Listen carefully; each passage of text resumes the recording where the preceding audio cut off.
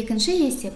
Қораптың ішінде 40 кәмпит бар. Олардың ішінде 20 кәмпит нугамен, 25 кәмпит жаңғақпен, 10 кәмпиттің құрамында жаңғақта нугада бар, қалғандарында салынды жоқ.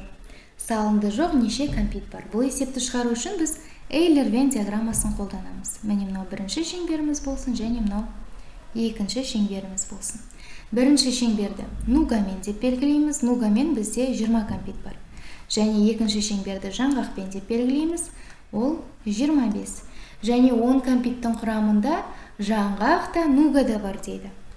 10 кәмпит дегеніміз жаңғақта нугада бар деген сөз, ол міне бірінші шеңберге де, екінші шеңберге де тиісті. Ендеше тек қана нугамен бізде 10 кәмпит болады.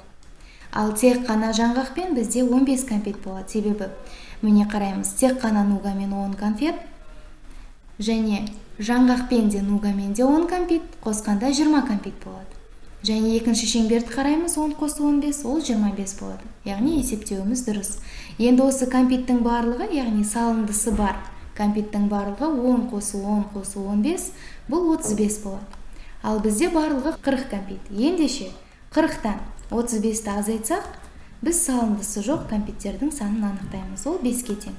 Сонда нұсқалардың ішіндегі дұрысы Б нұсқасы болады.